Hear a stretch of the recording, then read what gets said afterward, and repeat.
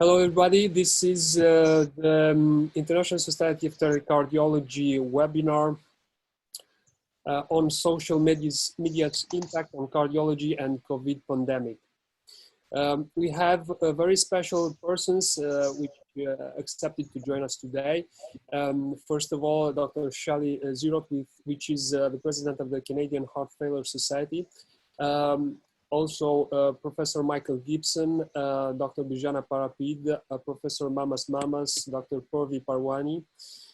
Thank you all for accepting, and I will leave Shelley to present them after a quick word from our secretary, Mr. Frank Levens. I would just like to say that we have around 600 participants that subscribe to the webinar. We will see how many of them joined also online. This webinar is being recorded and you can access it on the ISfTeH channels. Without delaying our webinar, I will give the word to Mr. Frank Levens, the Secretary of the ISfTeH. Thank you very much, Alexandru. I hope you can hear me properly now. Welcome everybody to this webinar, which is part of the series of webinars offered by the International Society for Telemedicine and eHealth and organized by its working group on tele-cardiology. The Society exists to facilitate the international dissemination of knowledge and experience in telemedicine and eHealth and to provide access to recognized experts in the field worldwide. We have members so far from over 103 countries, and we are active through several working groups, among which the Tele-Cardiology Group that is organizing this seminar, and here is a list of all the others. We have in the past organized many conferences, among which Meditel, which unfortunately stopped in 2017, but gathered more or less 500 people every time from from the entire 5 continents. Recently, and in view of the COVID-19 pandemic, we have opened a page on our website, which gathers a lot of information related to it, and you're free to go in there and to also add that to your list of information. We communicate with our members through our newsletters, which are quarterly, also through a scientific journal, the Journal of the ISfTeH, and also, of course, of all the information that we put on our website. Our membership is national associations in telemedicine, other societies, institutional, governmental, non-governmental, corporations, individuals, nurses, and students.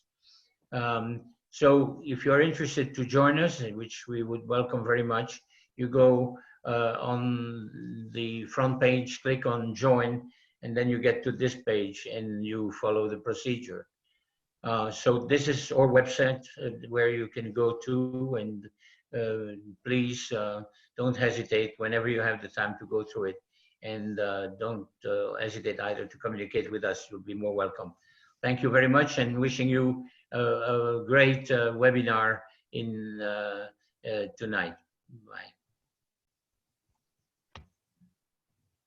Thank you very much, Frank. Thank you. And I will give the word to my colleague, Dr. Zieroth, which is Associate Professor at the University of Manitoba, Canada, and is the President of the Canadian Heart Failure Society. Thank you very much, Shelley, for accepting to co-host this webinar with me and with our colleagues. So you have the word, please. Great. Well, it's such a great opportunity to meet up with colleagues and friends this way, and thanks very much for the opportunity, Alex. So I have the pleasure of introducing Professor Michael Gibson, and he is an interventional cardiologist, cardiovascular researcher. He's led over 1,000 studies, published 3,000 plus manuscripts. He has an H index of 118. He founded wikidoc.org. He's done over 2,400 TV and video interviews. Who knows how many webinars he's done. He has over 440,000 followers on social media. Thus, he's a leading influencer, and we are very honored to have him today. I'm also going to point out right behind me here over the shoulder here, he's also an artist, and I happen to have a Michael Gibson original, which I'm very pleased to be the proud owner of. So with that, I'm going to let Dr. Gibson take over, and he's going to be talking about social media and COVID truths and lies. Great. Well, thanks for that introduction. It's saying I can't share my screen. Can you turn on the screen sharing for me, guys?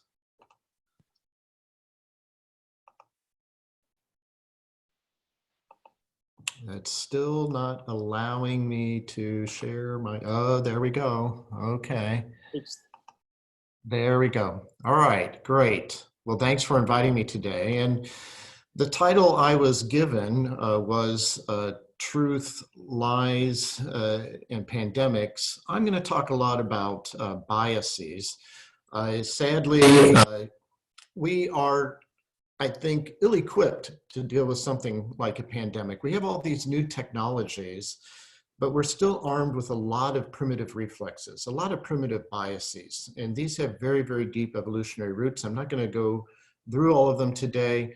But we have a lot of wishful thinking. We have a lot of wishful thinking that association means causality. And sadly, we still have a lot of tribalism out there. I think there is no health without public health. There's no public health without public trust. So trust and truth really provide a foundation for health. Why did trust evolve? And we're talking about objective truths here, not moral truths. When we were cave people, the environment really dominated us, and we had to learn how to predict what was going to happen. And when we didn't know what was going to happen, that we became very fearful. So we equate uncertainty and unpredictability with fear. When we began to be able to predict what was going to happen in our environment, we gained confidence. These two things feed on each other. When we have uncertainty, that breeds fear. That breeds more uncertainty. So it's a vicious cycle.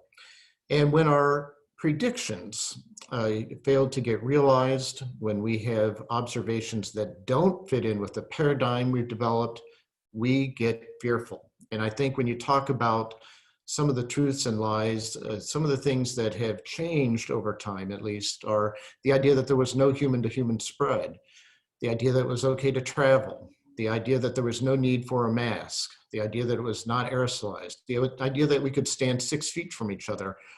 All of these truths or understandings were overturned. And I think that created an even bigger cycle of fear and uncertainty. So again, I think we subconsciously equate truth, trust, certainty, and predictability with improved survival. We're always looking for that. We've developed a lot of cognitive strategies to improve our survival and our confidence. As I said before, when our environment mastered us, if something bad happened, we said that was bad luck. We blamed it on the gods. We really didn't have any idea of causality, why things were happening. But as we got wiser, we began to notice associations. If I do this, this happens. If I plant plants now, they grow up. And we began to form hypotheses about the world. And we still live in a world where we think associations mean causality. And we see that a lot out there in the media. We fall back on those reflexes. We really haven't, sadly, moved toward causal realities with trials. People say, well, we don't have time for trials. But when we have 2,000 people a day dying in the US, we have plenty of endpoints to meet the endpoints of trials, and with plenty of statistical power. This is more a matter of getting organized. Associations can be dangerous. I don't need to tell all of you. We've been led down this path before with a lot of bad data. The other issue is perspective. People can look at the same thing and arrive at two different conclusions. We have a lot of numbers out there. I call them corona numbers. How many people have died of coronavirus? What's the case fatality rate? What's the infections fatality rate? All these numbers. it's kind of mind-boggling to someone who's not a statistician or an epidemiologist. And when people are citing all these different numbers, people get very confused. But again, it comes down to perspective. I put up one of my paintings the other day. To a bird, the sky looks blue. To a fish, if it's blue, it must be water. Both these are right, but we have to be much more thoughtful. We have to give up on our biases. And again, as I say here at the bottom, it's not what you look at that matters. We're all looking at the same thing. It's what you see. And we have to give up on some of our biases. This is a quote from Richard Feynman. The first principle is that you must not fool yourself. And the second issue is that you are the easiest person to fool. So let me say one word about biases. This is the hidden pandemic that sadly affects everyone. The first rule of Bias Club is that we're all biased. And there's even something called blind spot bias, where you tend to think, well, I'm not biased, everyone else is biased. There's two big ones out there. We're not going to go through all these. Wishful thinking bias. We want to believe things work. We want to believe that these different drugs work. We look for data, whether it's observational or otherwise, to support our wishful thinking. Of course, we bring ideas to the landscape and we look for that data that supports our ideas. So when you Google, you aren't Googling for something that doesn't support your idea. You tend to Google for things that support your preconceived notions. I'll leave you to read these others at your own leisure. The other problem is the power of one, N of one, storytelling. The media understands this so well. I've been on media a lot lately, on local news, and it's all about storytelling. And our history of storytelling as a species goes way back to, it predated, obviously, written language. Things like the Odyssey were part of the oral tradition, where people went around and they actually sang the stories because it was easier to memorize poetry and songs. This really continues to this day, you know, as bedtime stories. You know, your mother didn't give you some PowerPoint slides to go to sleep. You don't watch TV to see PowerPoint slides. You watch TV to see stories. And orators are experts at using stories. This establishes connection, empathy, it stirs emotion. Data is somewhat cold and requires statistical knowledge. Probably one of the most famous stories in our generation is Star Wars. A person by the name of Joseph Campbell actually created this as part of what is a universal monomyth, the journey of the hero. You may not remember all the data about Star Wars, but you certainly remember every piece of that story. It's such a compelling way of communicating. So there was a quote in JAMA a day or two ago saying, medicine has been slow to appreciate the power of storytelling and anecdotes. I believe that. I don't think they should substitute for data. I don't think multiple anecdotes are anecdata, but I think we need to up our game. I think the solution is to be better storytellers about the data that we do have and to couple the data that we have with a story. The other issue in terms of biases and falsehoods and fears is that bad news tends to travel 3 times faster than good news.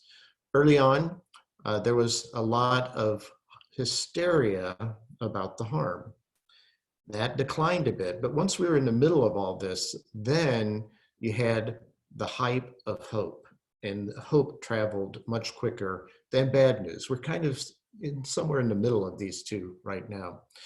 So if you look at the upper left-hand corner, you see how the media can zoom in on something and convey part of the story, not the whole story. I think the problem with truth is that people are often, you know, they're looking for reassurance that what they believe is true. So many of you may have seen what I tweeted the other night. This pillow I got, it's a neck brace to kind of protect me from the hysteria of the danger and the hype of hope. I really think we have to do a better job at calmly and in an unbiased fashion using storytelling as best we can to communicate what is the truth. Our patients are looking for this. You know, when I was a kid in Oklahoma, there was only 1 or 2 shows on at night. Now the problem is we got so many shows, so many ways people are communicating with us, that people want curation. They want someone to tell me what's important, what's not important, and help me criticize that content. I do think Twitter and other social media platforms are great at allowing us to help as physicians. It's been criticized as not being peer reviewed. I disagree strongly. I had shown this in the past where when one individual said, you know, the UK Biobank shows a 20% reduction in survival if you do, you know, cloning. Another group said, hold on, we looked at the same data, got a completely different answer within 24 hours. So I think the global peer review is much more transparent, much more rapid, actually sometimes much more vociferous on social media. There's been a lot of controversy about preprints. I'm a supporter of preprints. I do think we have to be careful. I think our responsibility as physicians is to digest these and to convey to people the limitations of some of these. I do think, why are we putting review just in the hands of 2 or 3 people who are conflicted in many cases? I do think it's best that we have a much broader peer review. Here's one of the papers I think that made a big impact, and that was the paper that came from the University of Nebraska, where many of the original COVID-19 patients in the US showed up to get initial treatment. And it was very important because it showed the potential for aerosolization. And it was one of 3 papers, including one in the New England Journal, that made a lot of us advocate for the use of masks. And after showing that New England Journal paper by many of us, after showing this paper, after advocating a lot, here you see polling, people really shifted and really sent a loud message, I think, to policymakers that we need masks. And I do think it was a lot of physician and patient advocacy that changed the paradigm. I also think this is a great platform for advocating for your patients. As some of you may know, I was contacted by patients trying to get them compassionate use remdesivir before it was approved. And I was successful in doing that for a few healthcare providers. This was in the New York Times. So I do think we can advocate for our patients in helping them. I know you're going to hear a lot about social media. The ways I've also used it is create some forums. Anyone can enter information into these forums, like who's died around the world. Obviously, the other thing you can do is use a lot of hashtags to raise awareness of the things you care about. And finally, I am an artist and I do paint a lot, and I've been deeply moved, as all of you have been, by this pandemic.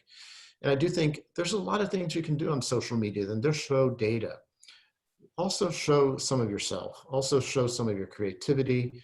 I do think it's that personal connection that allows people to really want to connect with us. We are social creatures. That's why they call it social media. They don't call it data media. So I hope we can all be unbiased and tell stories. I think you can tell stories that are truthful in an unbiased way. We need to do a better job of communicating and advocating for our patients. Thanks for letting me share some of my thoughts today.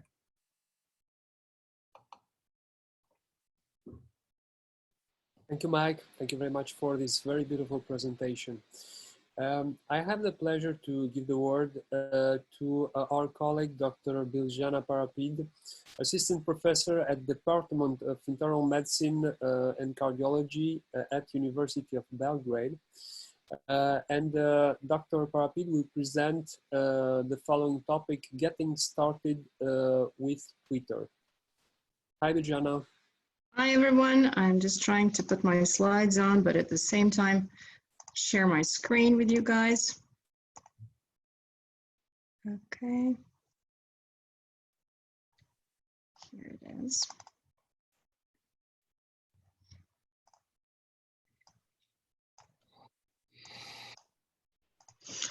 Hi, everyone. I am, first of all, giving a talk after Dr. Gibbons is absolutely a highly challenging task that I am trying to live up to your expectations now. So my job today is to try to convince you in case you haven't been convinced so far. And I think Dr. Gibson actually gave the punchline of my talk, is that Twitter is a purposeful thing, and it does make sense sometimes in the world.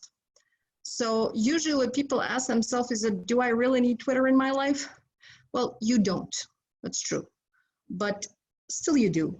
Because if you're an introvert, you can stay an introvert all you want, but you can still read the guidelines, you can get all the research news, and just ask yourselves, you don't have to reply to us in the chat box, but I'll leave that for the comments that you can tweet back to me or to us, or just post it in the group chat. And that is, what was the last time that you really read a newsletter that you got from a journal that we all automatically sign up for, but usually they end up in the spam.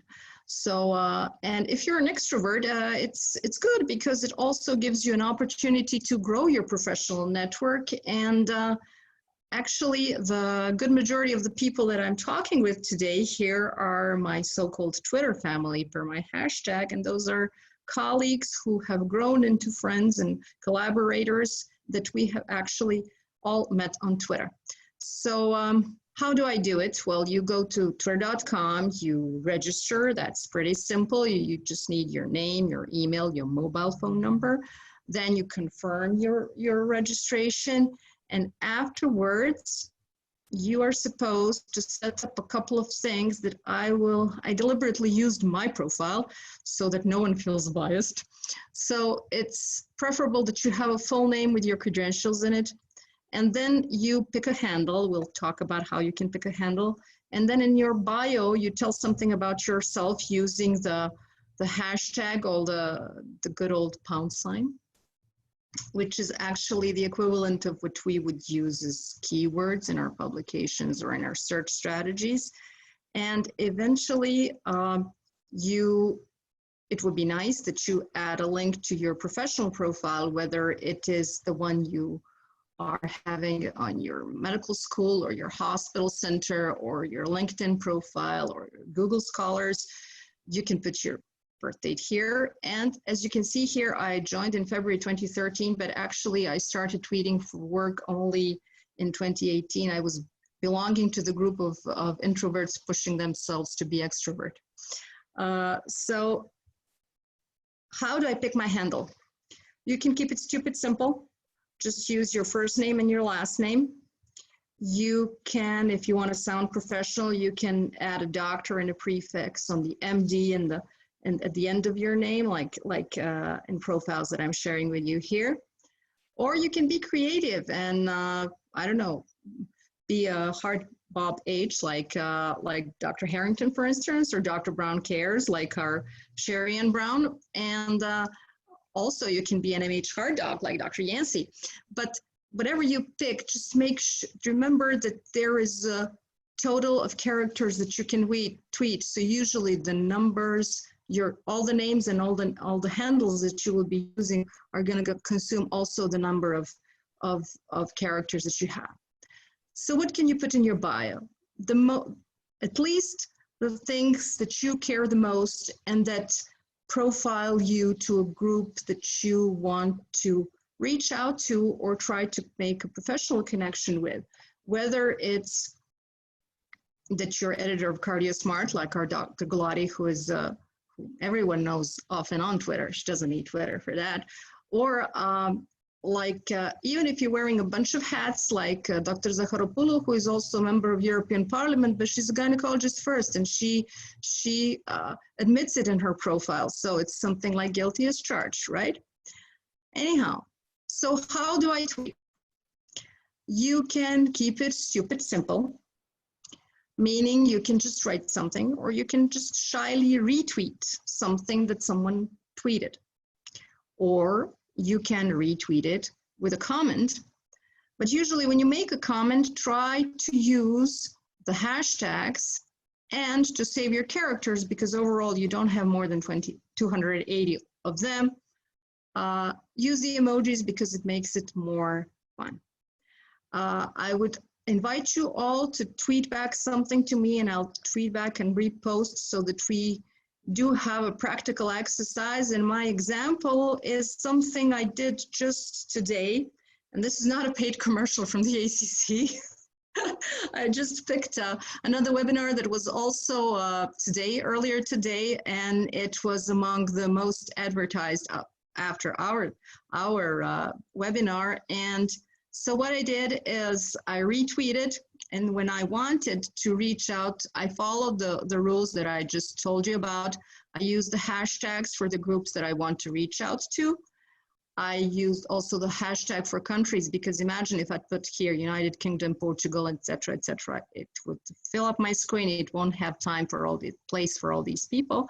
And the last thing that I did is I took a snapshot of the original tweet, and this is this portion of the picture here, and I tagged 10 people, because that's the maximum that you can tag to a picture. So basically this feed, and we kept discussing all over during the afternoon, reached almost 50 people, and I don't know how many comments. I was focused on other things this afternoon, but linked to our webinar, of course.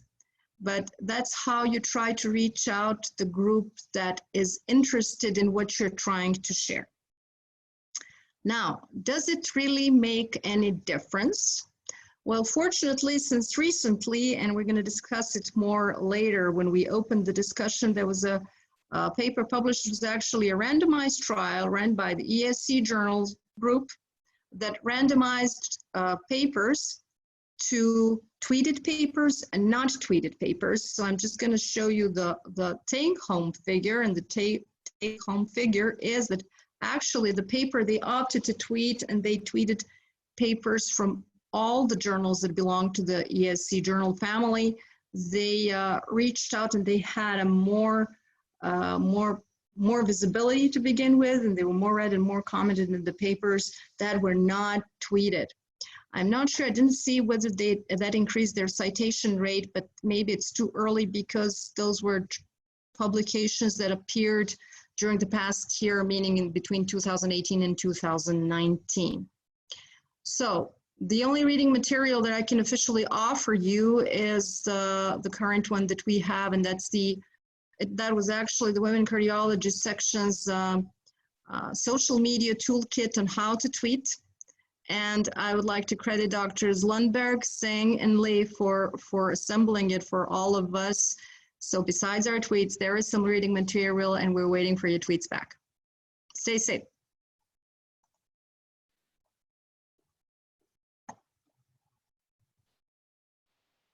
Okay, so I have the pleasure now of introducing Professor Mamas.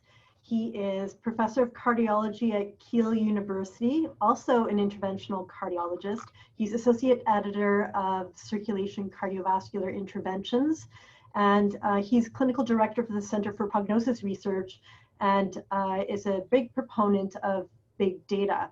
He has over 390 peer-reviewed papers, one of which I quoted all the time, and until I met him, I didn't realize that he was the Professor Mamas whose data I was showing on every presentation that I was doing.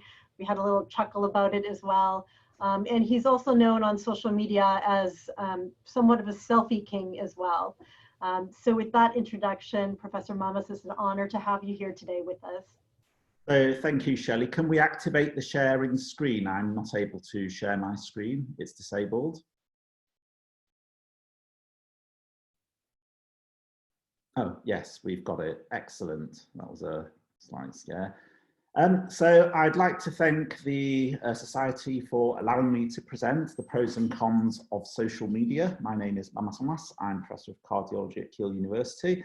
And my take-home message is there are far more pros than cons. So if you're going to take a message home, that's probably the message to take home. I think in this era of disclosure and openness, we all have to give our disclosures. And my disclosures, as you can see, is I tweet too much. So you're obviously going to hear a very biased approach and opinion from me. I think social media, first and foremost, is very important and has a very big pro as a source of education and CPD. So if we think about, when was the last time you looked at a journal or a book or anything, you probably measure it in days or hours even. if you think about when was the last time you looked at Twitter or Facebook or whatever, it's probably measured in minutes. And so clearly we're engaging with social media much more often than traditional sources of education. And if you look at learning theory, certainly in terms of knowledge retention, the traditional forms of teaching, so lectures or reading, there's very little knowledge retention, around 5 to 10%. And as you go down the pyramid, you can see that participatory teaching methods, so discussions, teaching others, far greater knowledge retention, and this is social media. And this is traditional learning, you know, whether you're in a classroom or reading the journals that you read in your own time. I don't think it's, you don't have as much knowledge retention, whereas with social media, it's asynchronous learning. You don't have to rely on going to a classroom or waiting for particular teaching opportunities to come up. It's there 24/7, and it can be accessed anytime. And social media allows you to access the asynchronous learning 24/7 through the presence of tutorials, through complex case discussions, through polls, 24/7. So just to go through these, I mean, what is a tutorial? Well, a tutorial is a brief lesson delivered by a number of tweets where you can make use of multimedia format, you can use polls, you can make GIFs to make a particular teaching point.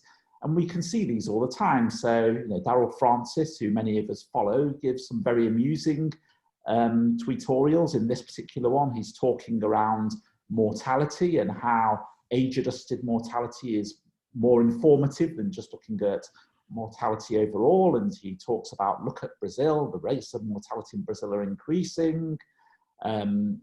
This is in contrast to many of the rates going down. And then he presents a difference between just looking at crude death rate versus age standardized mortality rate. And I think that's an important point to make. And it's delivered in a fun way, much more fun than reading it in a textbook. Polls, I mean, this is a poll by Michael Savage talking around treatment strategies in patients on anticoagulation. This is a slide from Dr. Gibson showing that there's many combinations that we can use in these sorts of patients. And the beauty of this is that people then start to discuss around what the guidelines say. They talk about randomized controlled trials in Japan. People then say that, yes, it may be in a Japanese cohort, but we have guidance. Other people say that, well, you know, this is a great trial, we should use it.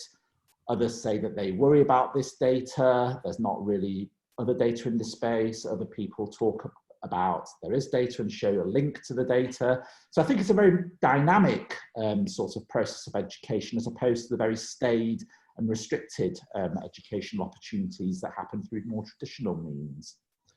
Complex case series, in the past, people have just published case reports. This is one that I published 15, 20 years ago. I mean, no one's read it. I mean, it may be cited by 20 people that probably just looked at the abstract. This is a case that I presented on social media. I mean, the specifics of the case don't really matter.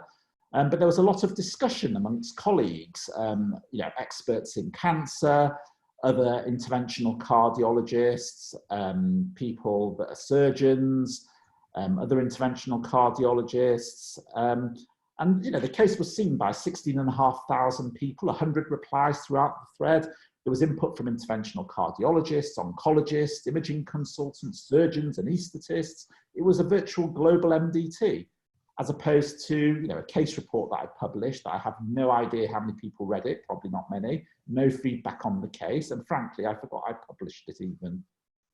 I think social media enhances dissemination of information. The first clinical trial in medicine was the role of vitamin C in scurvy. So that was undertaken in 1747, published in the 1750s, and it only entered routine practice in the Royal Navy of the UK in 1795, so 50 years. There's more data to suggest that there is a lag time of around 17 years in translation. Whereas if you look at, say, a particular technique we use in interventional cardiology, distal left radial, this was first described over 20 years ago. No one had heard of it. until Ferdinand Quimenet produced a paper, which probably not many people read, but it was only when he started tweeting around it that everybody then started getting on board, posting their own cases. As you can see here, from all over the world. Ferdinand then started giving awards for case of the day. And before soon, within a year, this was a case that everyone uses in most cath labs around the world. And yet it was a technique that no one had heard of, but yet described 20 years ago. So it really shows you the power of social media. It helps you identify role models. Traditionally, I'm from an institution in the United Kingdom. You would always look for role models in your own institution. Now they're available from all over the globe. Research collaborators pre-Twitter, it would generally be in your department or occasionally in individuals that you've met at a meeting. These are my research collaborators on Twitter. I've published papers with every single one of these individuals, and these are individuals I had never met before in real life, and I'd met them all on Twitter. A great opportunity to form a global research network. I think there are cons, the last slide. I think it's time consuming. I think that you always have people that perhaps take an unhealthy interest, so stalkers, trolls.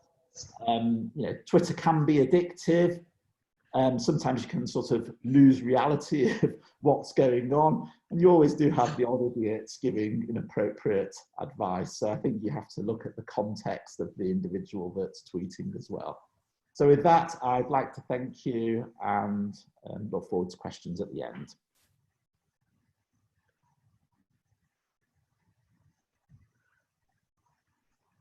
Thank you very much, Mamas. It was a real pleasure. And I have my pen next to me, so I'm writing down all the advices you are giving. I have the pleasure next to announce Purvi Parwani. Hi, Purvi. Purvi is assistant professor and cardiologist at Loma University Health in California. And she will present social media and women in cardiology. Thank you very much, Purvi, for accepting this. You have the word. Thank you for the invitation to the society, as well as Alex and Shelley for inviting me. Let me see if I can share my screen. I think I need the right to share the screen. Yeah, done. Okay. Very good.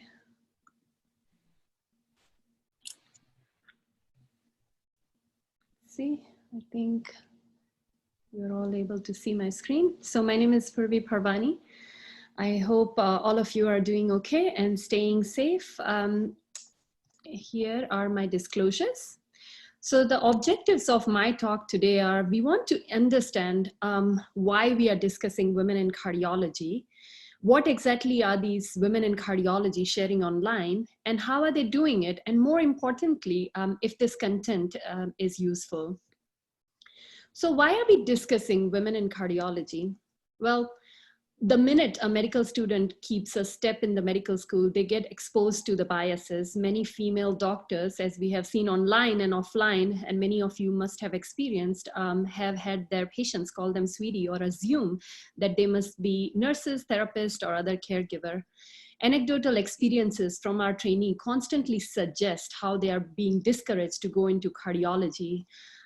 Gender biases at this early stage of their career may have long-term implication for women themselves, but also a medical community at large. A 2016 study suggested that 30% of the female members of the academic medical faculty has experienced sexual harassment. Male physicians continue to receive significantly higher compensation and recognition compared to female physicians. And this is even when the differences in clinical and research productivities are accounted for. Female scientists receive significantly lower startup funding for their academic career. They are less likely to be the first author, and their grants are less likely to be positively reviewed. So women in cardiology continue to experience this discrimination due to career commitment. They either don't have children, they're single, or screaming for paid childcare help. And it's these second shifts at home that predict the job satisfaction and desire to switch careers all the time. So these consequences of implicit biases that exist around this topic subconsciously has led to what we call the leaky pipeline in cardiology. At every major step in academic career path, there is significant hemorrhaging of female talent. So in the past decade, from 2009 till now, almost the number of the women going into medicine has equaled the number of the men. And then we almost have 50% of the female student body going into the internal medicine residency. But from residency to the fellowship, there seems to be a cliff. And there is a drop in cardiology with only 21% of the women in United States and around 16% in the United Kingdom choosing cardiology as a career. Now, it's important to say that women generally don't follow the hierarchical path or the pipeline towards senior position. We all know that women are underrepresented vastly in the leadership position, both in hospital as well as in the university. Until date, there is only one woman for every 2 tenure men. And this ratio increases with the more prestige the institution has. So there is this vicious cycle that puts the women in cardiology behind. So I hope that with these slides, I've made a case of why social media discussion of these issues is so important to raise the awareness and the fight this discrimination collectively in this virtual world.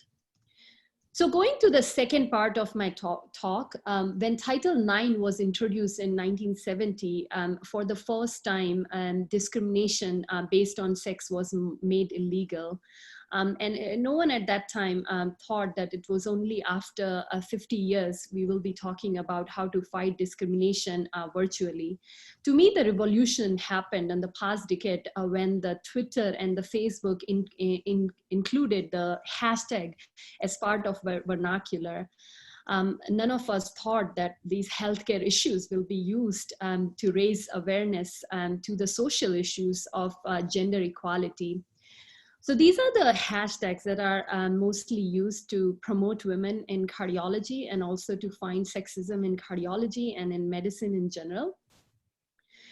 This is the data related to the ACC WIC hashtag, American College of Cardiology, Women in Cardiology hashtag. And I've just taken this last 30-day analysis, and you can see that there's almost more than 700 tweets. There is one tweet almost per hour that has been shared, and the impressions collected with these tweets and the content is in millions. And these women are discussing professional development, they're discussing WIC issues, as well as bringing this whole community together that support, where women can support other women. So this was the ACC abstract that we were able to publish this year in the virtual ACC. And I was part of this paper. And I think here is the most important content. Most of these women were physicians, and what they were sharing is they were sharing this community, they were sharing the tweets that were engaging the community building, that were promoting the professional development, discussing the gender issues, etc. So what are these WIC sharing online?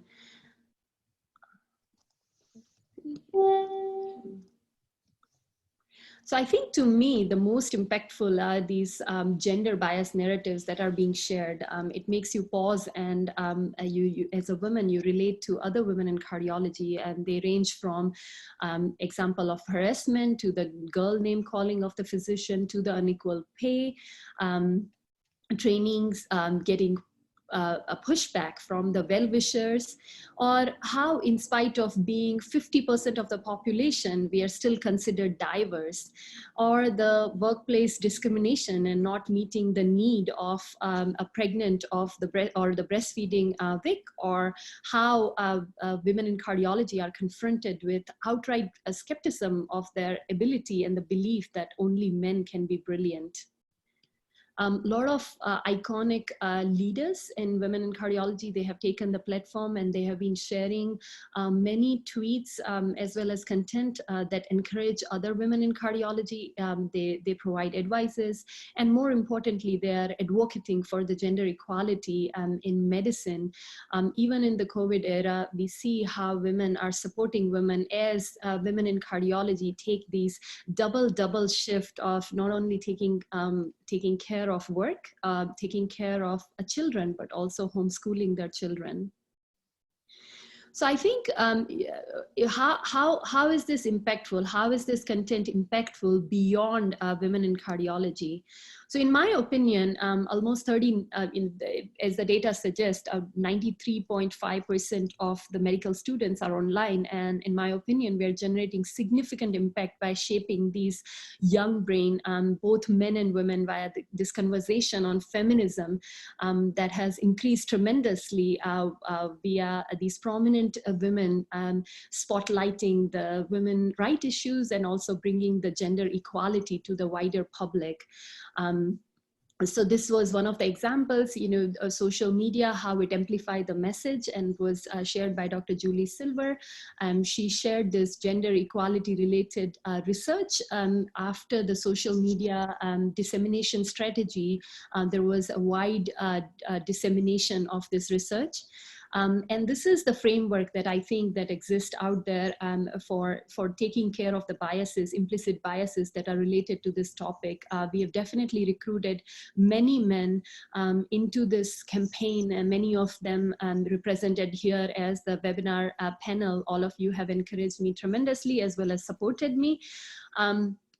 And I think this is one of the slides that I took again from the Women in Medicine webinar, and they provide this framework of how we decrease the unconscious biases that are related to women in medicine. And I just feel like if you go to every step within this framework, whether it is focusing on our own emotions, learning about others, engaging in the dialogue, or expanding the options, you can introspect and realize how social media has been very fruitful in looking into each and every one of these solutions. So, so the other thing is there is a lot written online about tweeting about sexism and how it promotes the well-being of the activist. So yes, ladies, by sharing on this online platform, we also ensure our well-being. It's mediated through the positive properties of the gender identity. So we take pride in interacting with other women, and we thrive in that environment. So I think to me, social media is this high quality campaign that has made the women in cardiology blind spot very visible.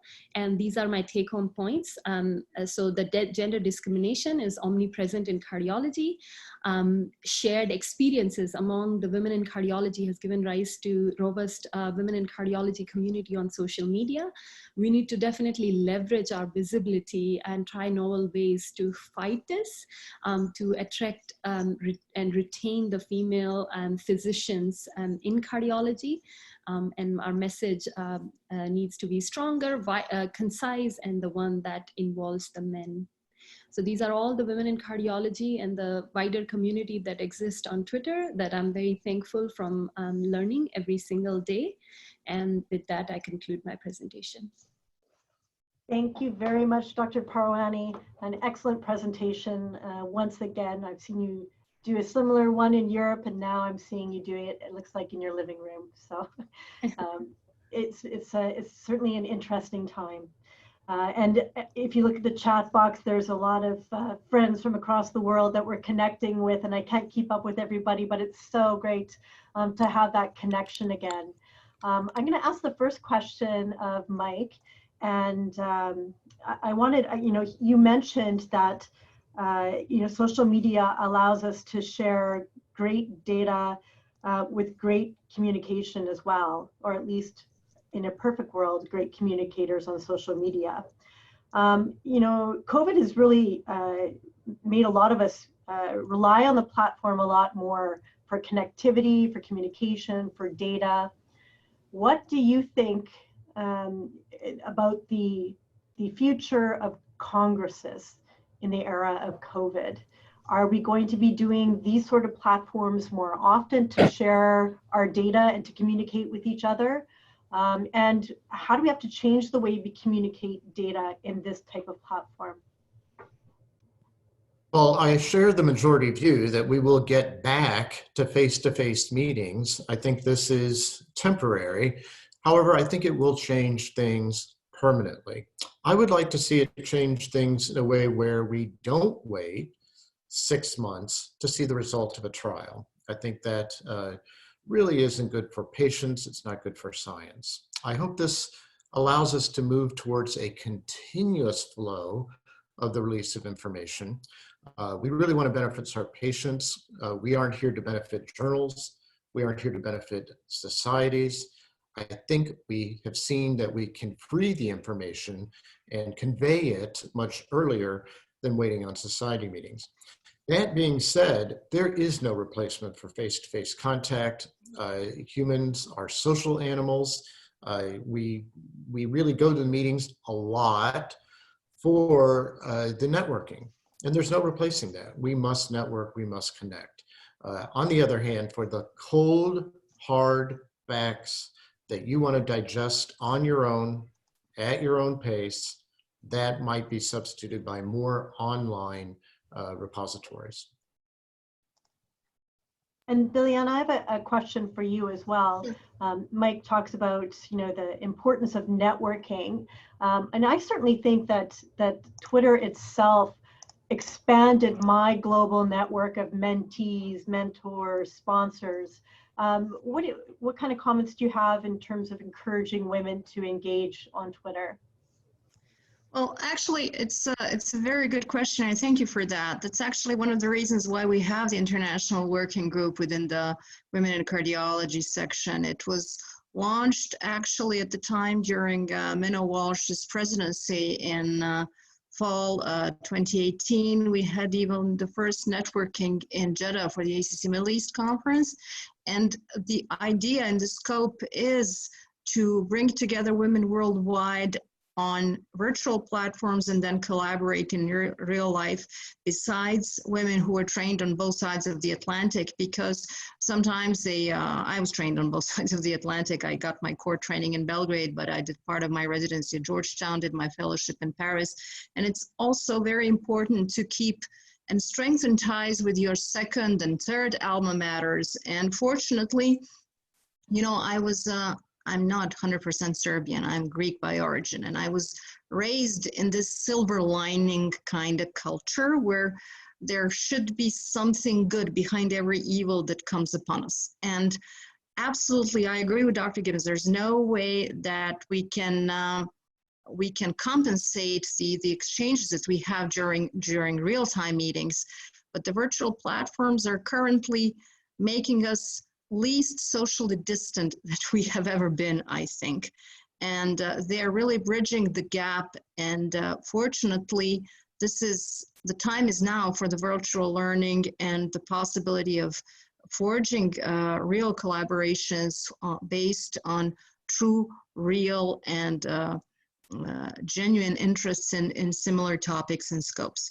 So that's why I currently have something like 3,000 followers. The majority of them apparently happen to be women who realize that we do facilitate helping identify a mentor who is either WIC or a he for she advocate. And that's really something that I hold dear to my heart. And I think it's a very good thing, because it just shows us that we're living in a global village that functions well in a virtual system even. Biljana. Yes. So, maybe there are a lot of questions from our audience. I will try to pose the following question for Mamas and for Purvi. So Maev Bales is asking, do you think that social media has been influential in driving behavior change, positive or negative, during this global pandemic? And how do you think this can be harnessed to make people healthier? So the social media thing. Yes, I think that it has driven change quite significantly. For example, a lot of the literature that has been posted on social media have been used for healthcare professionals all over the place to argue for better PPE. So for example, the aerosolization data that's been placed on preprint servers, many of us in the UK have used this as a very strong argument for extending the indications for PPE and for the procedures that we undertake in the cath lab. And I think that's really been a sea change. I think it's been a way of encouraging linking with people across the globe and see what sorts of challenges that we face in this pandemic, and transfer of information around strategies, the way that we treat patients, anticoagulation regimes, and the different types of clinical presentations. So for me, I think it's been very useful in helping me deliver healthcare to patients by being informed on social media. So I think if you look at the public perspective of a public, it's so important being a physician and being on social media, because we have seen throughout the COVID pandemic, there is so much misinformation that's given by, you know, prominent non-medical influencers, right? So, and I think this is where our duty as physicians and having that voice and visibility on social media matters so much. Every day there's so much misinformation that is being propagated by anti-vacciners and, you know, people that just believe in producing, you know, that zooming on the misinformation and the news, as Dr. Gibson was saying. So I think a more important thing that I look at is that, you know, this is where, you know, social media matters the most, because we are able to fight that misinformation as providers or as physicians. Thank you very much. Yeah. So we're approaching the end of the webinar, but we have time for one or maybe two more questions. I would like to ask Professor Gibson, how would you explain to someone who doesn't own a smartphone what social media is and what telemedicine is? It's a tough one. And maybe Biljana can fill in afterwards. Thanks. Yeah, I think social media is a conversation. It's a conversation, sadly, in 280 characters, but it is a conversation not just with one other person, but up to almost infinite number of people. I do think it has brought us closer together during the pandemic, social media has, but it's never going to keep us apart in terms of face-to-face conversation. I think things like Zoom, where we can see people's faces, is unbelievably important, because, you know, you look at people, you're listening to the words, but more importantly, you're looking at their face, you're looking at their micro expressions, and as a primitive cave person, you're saying, do I trust this person? So I think coupling it with Zoom and these kinds of technologies further brings us together, but it's never going to replace those face-to-face conversations. Likewise with telemedicine. I'm not sitting, well, I have to say, in a goofy way, you may look more at the patient over telemedicine than you might in the office. And it's a goofy thing, but it may actually be a little better. And, you know, as Bob Kayla said last night, he and I were talking, he said, you know, someone in a recovery clinic, they may not want to come to see their doctor in an addiction recovery clinic, but they can just literally roll over in their bed, get on their phone and see their doctor. And that personal contact through that kind of telemedicine visit can be so powerful. They may not drive, but they will, you know, let their fingers do the walking to connect. So look, it's a great thing. It's brought us closer together. It's no replacement for human contact, but I think it's been a tremendous advance. Gives everyone a voice and an equal voice. Thank you. What do you think, Biljana? Well, first of all, it's very difficult always to talk after Dr. Gibson because there is very little to add that one can sound wise. But yes, I strongly believe also that our real-time conversations cannot be replaced by any platform. Zoom, fortunately, and other kinds of technologies help us when we connect. And actually, we have discovered that there are plenty of technologies we're not using and that we can catch up on with one another. But actually we were traveling all extensively when we didn't have this thing. So we couldn't care much if we had a Zoom chat for someone's important event, even if it's a professional event or some big birthday or some family celebration that we want to share with a group of friends. But actually when we're all sitting in the same boat, and COVID sold us the tickets to that boat. That's the problem. But I think that so far we've been coping very well, because all our societies worldwide have shown a level of responsibility towards the patients first, and us almost at the same level of the commitment we're having for our patients. So absolutely, I agree. We also see, we don't have telemedicine still in Serbia, but we're currently still in light mode. Measures have just been relaxed. We've been trying to transition to full mode, but it will open the window for telemedicine. It opened already the window for teleteaching for the first time in our medical school, but still, even in the generations that are only 20 something, they don't embrace it so easily. I posted a video for my English speaking curriculum students, and no one feedbacked on wishing to have a Zoom talk about hypertension management, which is sad because they're the generation that will have the problem with their C-spine. I saw a very good cartoon on Twitter the other day, and that was a bunch of nonagenarians in a nursing home. It's a cartoon, I think, by Pizarro, where everyone is sitting like this, and then it's like, that's us 40 years from now in our assisted living facilities. Yeah, I agree, Biljana. I've been using a lot of neck cream lately with my amount of screen time that I've been putting in. So, and we're close to the end. I just wanted to ask one more question.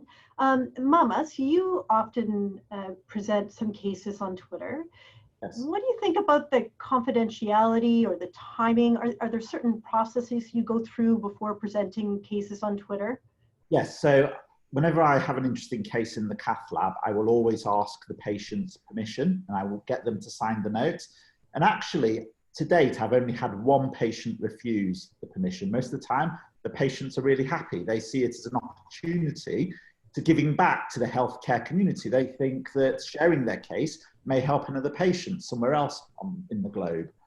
Second of all, I changed the clinical details slightly so that it's not identifiable. That's really important because some rare cases are rare, and so then you might be able to identify patients just by virtue of the rarity of the case. And third of all, before I post anything, I always make very careful looking at any images or videos to make sure that all patient identifiable information is off. But on the whole, I think, you know, these are great cases. I've learned a lot from these cases. I know that other individuals have reached out to me and have been, you know, very good. And also there were a means of proctoring. So for example, for some of the cases that we've presented, people have started to question how to use a particular piece of equipment, and the said manufacturers of that particular piece of equipment have then reached out to those individuals, offering to go to their cath labs and proctor them in the use of that equipment. So I think it's great, win for everyone. And Purvi, you post a lot of great echoes, so go ahead.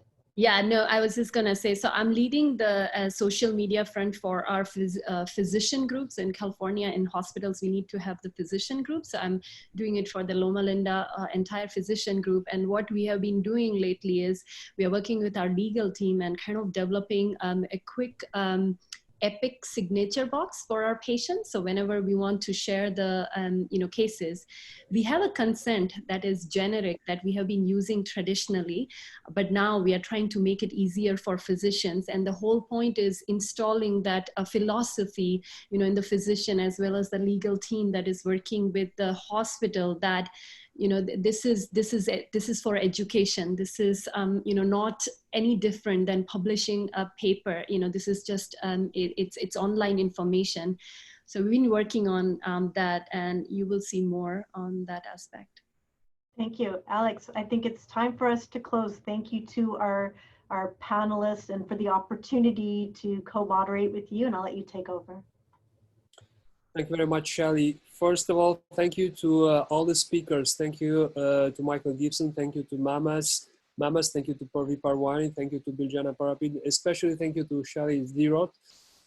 This has been a real pleasure. So I'd also like to thank all the participants, and also the people you see behind me are some of the cardio Twitter team. So I would also like to salute them also and say hi to them. I would like also to salute my dear friend and colleague, which is the vice chair of the Tele-Cardiology Working Group, Dr. Adolfo Sparenberg from Brazil. And also the colleagues from the World Health Organization and the World Heart Organization, which were online during this webinar. Thank you very much to everybody for participating, and I hope to see you real soon. This was very, very instructive and fun, and I really hope to see you soon. Thank you. Thank Bye. you. Bye. I'll miss you guys.